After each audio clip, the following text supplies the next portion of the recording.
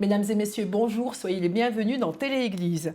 Une émission un peu particulière en raison des restrictions sanitaires. Pour cela, nous accueillerons à tour de rôle deux invités pour répondre à notre interrogation du jour qui est comment être parent aujourd'hui ou comment éduquer les enfants aujourd'hui. Ces questions sont en lien avec une série d'ateliers ouverts au public qui se dérouleront au centre de formation de Sornotan.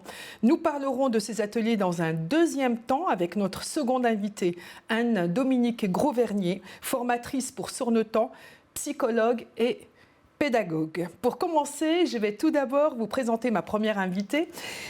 Wendy Nicolas, vous êtes thérapeute familiale et parentale, épouse, maman d'un garçon et belle-maman de 3 filles. Vous vivez dans une famille recomposée. Les relations interpersonnelles sont votre spécialité.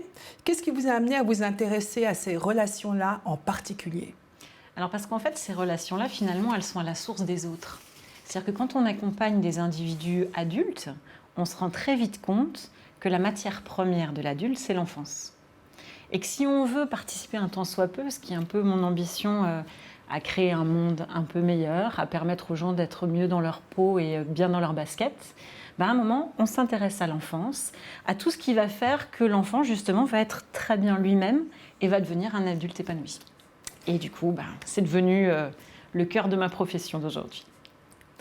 Alors, avant de poursuivre nos discussions, je vous invite à découvrir le reportage qui a été réalisé dans une institution biennoise, Famille Plus, qui dédie ses activités aux familles et aux parents ayant des enfants en bas âge. Le reportage est signé Nicolas Meyer et Bastien Beziguer.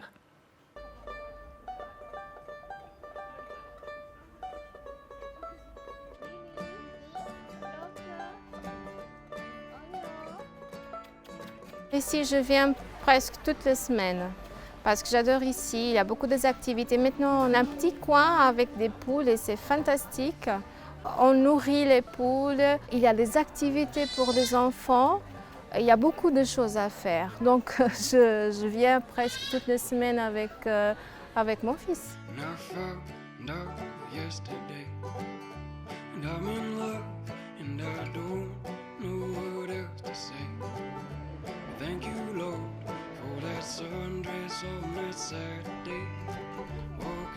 Je suis mère de 2 jumeaux et c'est pas facile de trouver des endroits adaptés à des enfants. Et c'est vrai qu'ici, je peux un peu les laisser gambader sans être tout le temps derrière, et respirer un coup, prendre un café, rencontrer des parents aussi avec des enfants du même âge. Famille Plus, c'est un lieu de rencontre pour des familles avec des enfants d'âge préscolaire. Ça veut dire de 0 à 4 ans, 5 ans, avant ils rentrent à l'école enfantine. Et nous sommes un endroit ouvert pour toutes les familles, égal de où ils viennent. Et on est multiculturel et on est vraiment là pour faire un joli endroit pour les enfants et pour les mamans et papas.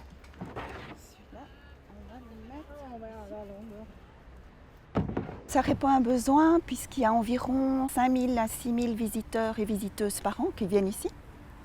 Et en fait, les parents viennent pour se rencontrer, pour échanger leurs expériences. Ils amènent aussi leurs enfants parce qu'ils ont envie que leur enfant rencontre d'autres enfants, surtout si c'est le premier enfant. On a aussi des familles qui viennent parce qu'ils viennent de régions étrangères, que ce soit en dehors de Bienne ou des pays étrangers, et qui viennent pour s'intégrer, pour connaître un peu les lois suisses, l'éducation, la scolarité.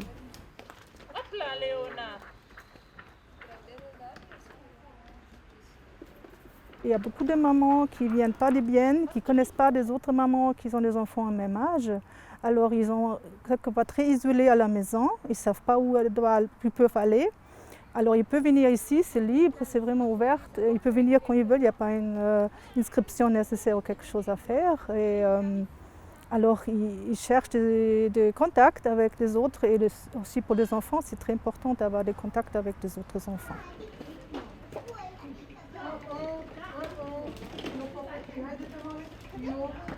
Ça fait pas si longtemps que ça que j'habite à Bienne, donc ça Ça m'a donné l'opportunité aussi de rencontrer des personnes et de créer un réseau un peu à moi et pas seulement le réseau à mon mari.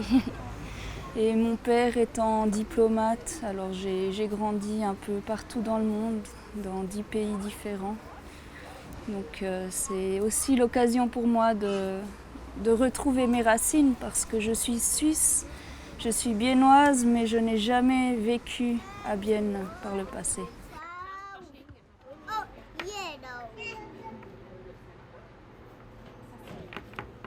Je suis maman, j'ai mes soucis.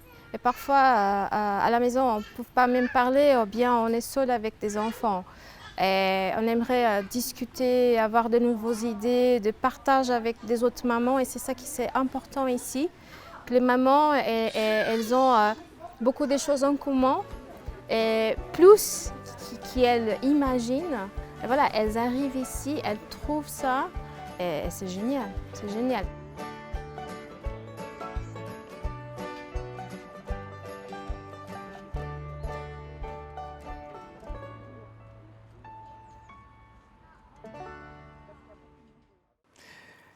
Le partage, en quoi est-ce important lorsqu'on a des enfants, Wendy, Nicolas? C'est indispensable parce que si je peux remarquer un point commun chez les parents que j'ai l'honneur de pouvoir accompagner, c'est que très souvent, ils se posent la question, est-ce que je fais bien, est-ce que je fais mal? Et puis il y a beaucoup de culpabilité, il y a beaucoup de sentiments de solitude, de se dire, mais purée, je dois être la seule mère à ne pas savoir faire ça. Même si on ne se le dit pas consciemment, finalement, il y a une partie de nous qui le pense. Et le fait de se retrouver dans ce type d'endroit, par exemple, ou de partager autour d'ateliers, etc., ça permet à un moment de se rendre compte qu'on n'est pas tout seul, que finalement, les grandes problématiques, c'est un peu tous les mêmes. Et en plus, ça c'est la cerise sur le gâteau, c'est que chacun, à sa façon, apporte une solution, une clé, un repère. Donc c'est extraordinaire de pouvoir partager et puis apprendre des autres.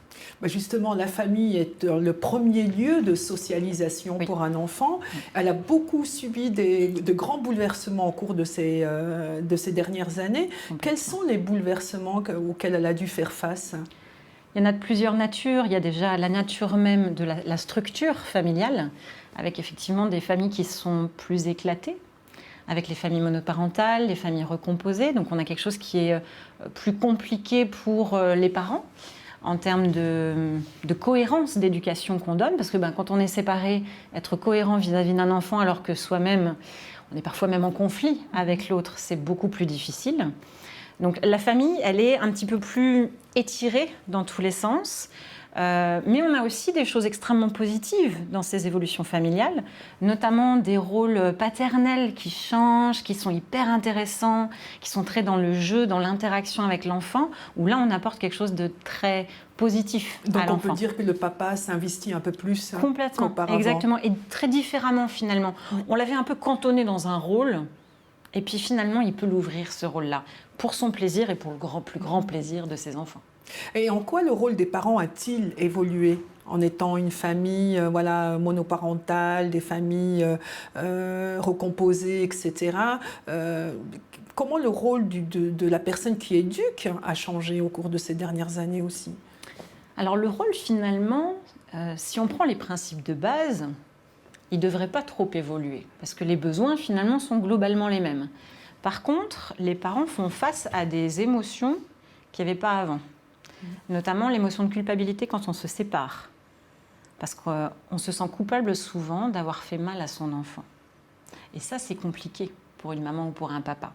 Du coup, ça se voit dans l'éducation parce que poser des limites, remettre un cadre, on se dit qu'on lui a déjà fait suffisamment de mal, on assimile un cadre à trop de rigidité. Du coup, ça peut être plus compliqué pour les parents à ce niveau-là. Oui. D'appliquer en fait des savoir-faire, des savoir-être qui auparavant étaient plus simples tout de même. Donc il y a la culpabilité, il y a quoi encore d'autre comme dans émotion? Les spécificités de maintenant, comme émotion, il y a aussi ce fameux, positivisme qui se voit énormément. En fait, il y a un courant de fond qui ne concerne pas seulement les enfants, qui est sur le développement du bien-être, de l'épanouissement personnel, de la liberté. Et parfois, on fait un peu de confusion entre tout ce courant d'éducation positive, qu'on se dit, ah oui, c'est vrai, on ne tape pas son enfant, enfin, il y a des choses fortes et hyper importantes qui sont maintenant plutôt ancrées. Mais pourtant, du coup, est-ce que je peux encore faire preuve d'autorité? Est-ce que je peux encore mettre un cadre? Du coup, on se pose des questions qu'on ne se posait pas forcément. On essaye de trouver un équilibre qui est nouveau, donc qui se cherche. Alors là, vous parlez des familles qui divorcent, enfin des parents qui divorcent, mais il y a aussi le problème aussi pour les familles dites traditionnelles, qui restent ensemble, etc., où aussi le rôle de la femme ou le rôle de la maman, en règle générale, n'est pas non plus très valorisant. Et ça fait partie des évolutions dont vous parliez, parce qu'il y a aussi toute cette vision de la société. Et finalement, on est sur une vision de la société un peu parfaite. Vu qu'on a accès à tout, on est censé être parfait. Notamment, je vais prendre l'exemple d'une femme qui doit être parfaite en tant qu'épouse, parfaite en tant que mère, parfaite en tant que professionnelle. C'est lourd, en fait.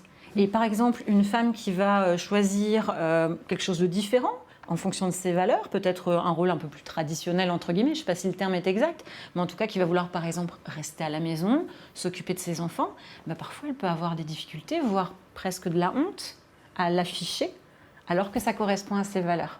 Donc on est dans ce rééquilibrage, dans cette tentative de trouver ce bon équilibre pour que chacun puisse faire en fonction de soi, pour faire le mieux pour son enfant. Donc on se réinvente. C'est complètement ça. On est dans cette tendance-là, comme on pourrait dire en ce moment. Et quel est le rôle de l'enfant dans la famille maintenant? Est-ce que son rôle a changé ou évolué? Est-ce qu'on le voit différemment? Alors, on le voit différemment, je trouve, parce que... Alors après, ça dépend des âges. Bébé, ça n'a pas forcément beaucoup changé. Par contre, on le voit plus comme un individu à part entière. Et ça, je trouve que c'est l'une des évolutions les plus merveilleuses qu'il y ait dans le système familial.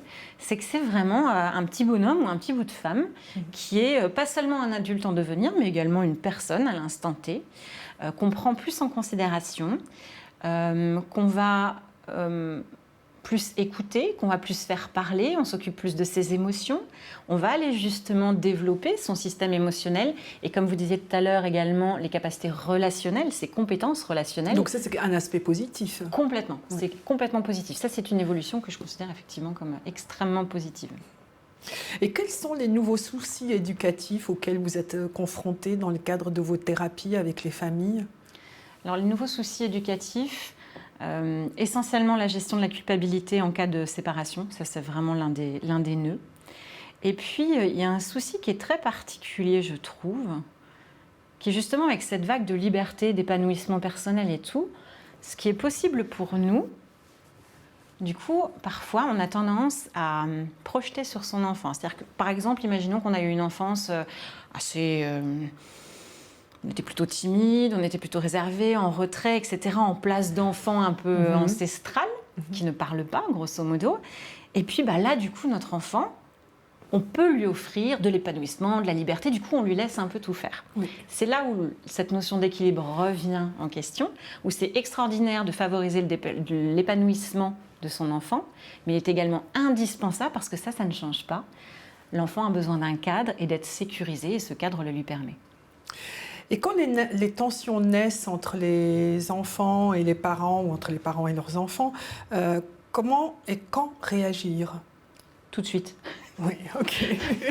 J'insiste, là c'est du spontané, je vous avoue, parce que souvent, parce qu'on veut être un bon papa et une bonne maman, calme, serein, en version moins zen, mais qu'on est des êtres humains, on attend. Et puis au bout d'un moment, on n'en peut vraiment plus parce qu'on est des êtres humains. Et là, ça craque. Oui. Et quand ça craque avec de la colère, ça craque avec des cris, ça craque avec des actes qui ne sont pas forcément les bons. Donc la première réponse que je vous dirais, c'est vraiment agissez tout de suite. Dès qu'on commence à avoir des dérives, des choses qui se passent mal, on pose les choses. Un enfant, il est intelligent, il est capable de plein de choses. Donc on se pose avec lui et puis on repose les choses, on repose le cadre notamment. Et puis les conséquences en cas de hors-cadre, ce qui fait que lui, il est sécurisé, il sait ce qu'il doit faire ou pas faire, et du coup, il vit sa vraie vie d'enfant sans se poser des questions inutiles. Donc le cadre est fondamental. Et dans le cadre de ces ateliers à Sornotan, vous allez aborder aussi toutes ces difficultés, mais aussi des pistes. Quelles sont-elles, ces pistes? Alors ces pistes, en fait, ce sont des repères. C'est-à-dire que c'est un peu comme quand... Une famille, elle est dans un bateau Et puis la mer, elle n'est pas forcément calme.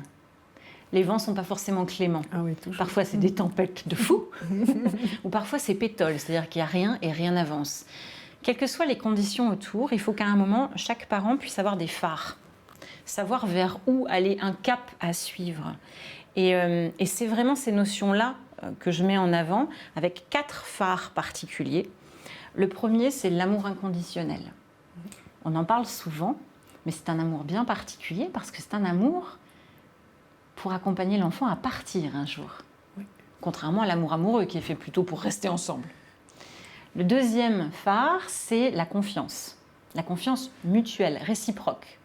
C'est-à-dire que je fais confiance à mon enfant, à sa capacité de changer toutes les secondes presque. Et il me fait confiance aussi, ce qui veut dire qu'on s'impose aussi certaines règles en tant qu'adulte. Le troisième phare, c'est la compréhension, c'est-à-dire cette capacité qu'on a à un moment à savoir comment l'enfant fonctionne, comment son cerveau fonctionne. Il y a tellement de choses qu'on ne sait pas. Quand on les sait, c'est quand même beaucoup plus simple de faire face et d'être rassuré. Et enfin, le dernier non négligeable, c'est la considération, c'est ce dont on parlait tout à l'heure. C'est un individu à part entière, c'est son corps et son esprit, même dès qu'il naît. Donc voilà un peu. Il est réjouissant de parler avec vous et de voir que des solutions existent. Bel et bien. Merci Wendy Nicolas d'avoir répondu à notre invitation. Merci à vous. Avant d'accueillir Anne-Dominique Grosvernier du Centre de Sornetan, psychologue, formatrice et pédagogue, notre équipe de tournage a demandé à Kathleen Schneider, responsable pédagogique de Famille Plus à Bienne, s'il existe un parent idéal. Voici sa réponse.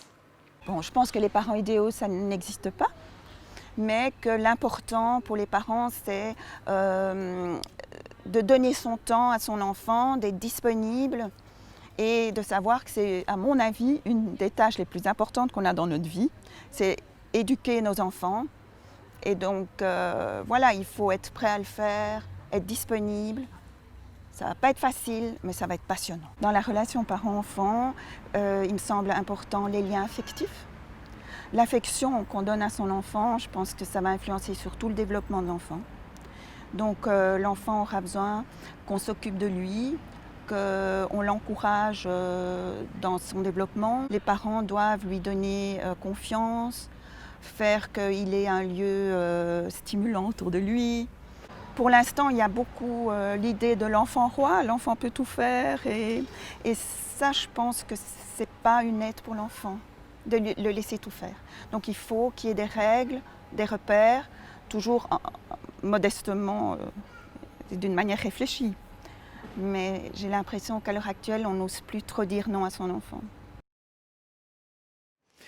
Anne-Dominique Grosvernier, merci de nous rejoindre. On n'ose plus dire non à son enfant, pourquoi ? Alors, c'est justement pour ça qu'on organise des formations à Sornetan, parce qu'effectivement, on a envie de faire plaisir à son enfant, on a envie de lui donner de l'affection, on a envie de lui donner du bien-être, de lui donner toutes les chances pour se développer. Et si on lui dit non, on a parfois l'impression qu'on le brime. Ça crée des tensions aussi, et certains parents n'ont plus forcément envie, ou plus la force, ou plus la disponibilité d'affronter des tensions, d'affronter des petits conflits, alors qu'on sait que les conflits bien gérés permettent de grandir. Et pour moi, je rebondis aussi quand elle parle d'un cadre, où le cadre éducatif est vraiment important. L'autorité des parents est justement fondamentale. Oser dire non, c'est sécuriser l'enfant, c'est lui montrer qu'il y a des adultes qui prennent soin de lui, qui lui mettent les limites dont il a besoin, qui vont gentiment élargir ses limites pour qu'il puisse devenir autonome. Alors c'est peut-être là les pistes pour sortir de ce règne de l'enfant roi, comme on nous en parle depuis très très longtemps, qu'on retrouve aussi dans le cadre scolaire, qui peut créer un peu des problèmes un peu partout, cet enfant roi. Alors cet enfant roi, effectivement, ça a été un peu une mode. Avant, l'enfant était brimé, ou disons était un être inférieur, comme l'a aussi mentionné Madame Wendy Nicolas. Et maintenant, on lui a donné une place, un être à part entière. Et puis, on a toutes les théories aussi très positives d'éducation. Et dans ces théories positives, on a l'impression qu'on n'ose plus dire non. Donc, il faut retrouver un juste équilibre. Il faut oser dire non, il faut oser mettre un cadre. Moi, j'aime bien l'idée du cadre de photo aussi, qui est un cadre qui est souvent double. Hein. Et pour moi, on propose un cadre, le cadre intérieur à l'enfant. Et puis, lui, il ne va pas forcément être d'accord, mais on sait qu'on ne va pas dépasser le cadre extérieur. Et on a cette marge de négociation. Et ça apprend à l'enfant aussi à négocier, ça apprend à l'adulte aussi à garder son cadre. Et je trouve que ça permet à l'enfant aussi de s'autonomiser. Alors, il y a le phénomène cadre, l'autonomisation, etc. Puis, il y a aussi la confiance que l'enfant puisse développer la confiance en lui, comme parlait justement Kathleen Schneider dans le petit reportage. Comment construire la confiance d'un enfant? Comment l'aider à construire sa confiance? Alors, c'est lui faire confiance. Pour moi, le cadre est justement important parce que si on le laisse tout faire, si on n'ose pas lui dire non, pour moi, ce n'est pas lui faire confiance. C'est plutôt ne pas assumer son rôle d'adulte, son rôle de parent. Par contre, lui mettre des limites et ensuite lui permettre de voir qu'il arrive à faire ce qu'il a besoin dans ces limites-là. Et c'est lui permettre aussi de voir qu'il y a des parents bienveillants qui veillent sur lui. Et pour moi, ça développe la confiance de l'enfant. La confiance en lui-même, parce qu'on lui donne un cadre qui lui permet de réussir ce qu'il entreprend. Et même s'il y a des échecs qui sont aussi nécessaires, on grandit avec les échecs, mais c'est des échecs qui ne sont pas trop graves pour l'enfant. Mais alors, comment aider les parents, en fait, donc, au travers de certaines lectures, comment aider les parents à devenir des bons parents, si on peut dire ça comme ça?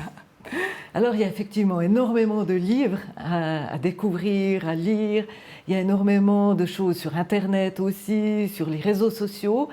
Moi, je défends aussi les formations ou alors des endroits comme Formation Plus à Bienne où les parents peuvent se rencontrer. Enfin, je pense que c'est vraiment important que les parents puissent parler entre eux. Parce que quand on est parent, on a l'impression qu'on est seul face aux difficultés qu'on a avec son enfant. On a parfois l'impression qu'on n'est pas capable, qu'on n'a pas su faire, qu'on n'est pas compétent, que c'est qu'à nous que ça arrive et puis les autres, ça va tout bien.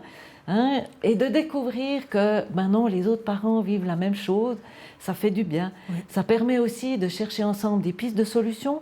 Ça permet de pouvoir dire à un parent « Ah ben moi j'ai aussi vécu ça, essayez peut-être cette piste-là » ou à un autre de dire « Alors moi j'ai essayé cette piste, je ne vous la conseille pas » ou voilà, ça permet vraiment un partage, ça permet pour moi de mettre en confiance les parents. Et du coup, si les parents sont en confiance, ce sera aussi plus facile pour eux de mettre en confiance leurs enfants. D'où l'importance d'avoir des lieux comme Famille Plus, par exemple, comme on vient de le voir tout à l'heure. Voilà. Et aussi d'avoir des formations dans le cadre de Centre de Sornetan. Vous pouvez peut-être nous parler de ces ateliers dont va s'occuper Madame Wendy Nicolas. Donc effectivement, au Centre de Sornetan, on a un axe de formation pour les parents depuis plusieurs années déjà. Et c'était même une demande des parents parce que les parents nous disaient qu'il y a des lieux thérapeutiques, mais si on veut partager entre nous, il y a peu de choses. Et c'est pour ça qu'on a développé ces formations ou ces soirées débats, soirées rencontres, week-end famille, ça dépend. Et là, il y aura 3 ateliers, effectivement, avec Madame Wendy Juste Nicolas. Avant de parler des ateliers, depuis combien de temps ça existe? Est-ce que c'est déjà, il y a de l'intérêt du côté des parents pour ce type d'atelier? Alors, ça fait 10 ans que ça existe, les ateliers pour parents à Sornetan.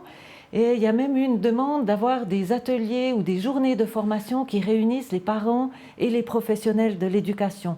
Donc, soit éducateurs, enseignants, assistants sociaux, pour discuter ensemble d'une problématique, avoir des apports théoriques d'un intervenant, et puis après d'avoir un partage pour avoir le regard en fait de chaque profession, chaque professionnel qui est autour de l'enfant, pouvoir partager, puis pouvoir se dire « Ah ben moi je vis ça, vous voyez ça de cette façon-là, comment est-ce qu'ensemble on peut construire quelque chose pour le bien de l'enfant ?»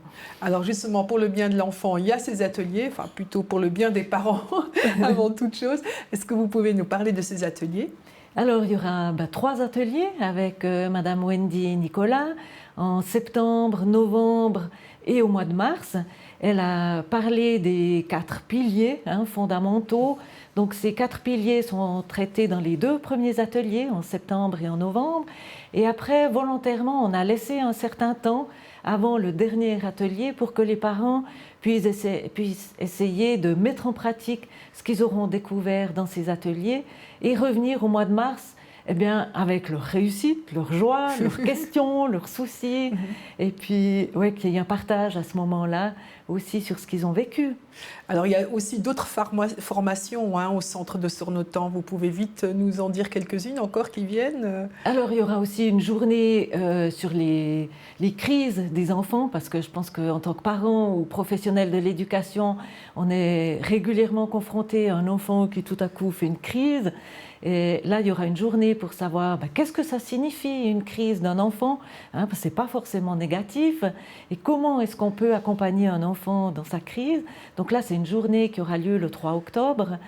Et il y aura une conférence aussi sur le sucre, parce que voilà, on peut accompagner l'enfant dans un sens éducatif, mais on a vu aussi que l'alimentation a une grande importance sur le développement de l'enfant, le développement physique, mais aussi son développement émotionnel, son attitude, son comportement. Et là, on aura une conférence sur l'influence du sucre. Et puis, comme ça a été signalé aussi dans votre reportage sur Famille Plus, c'est important de pouvoir vivre quelque chose avec ses enfants.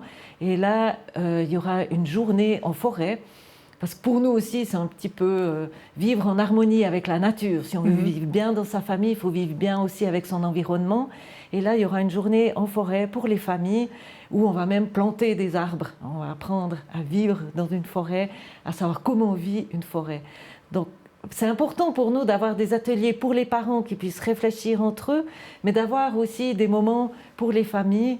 On avait organisé des week-ends famille aussi, où il y a des temps pour les enfants, des temps pour les parents, puis des temps ensemble.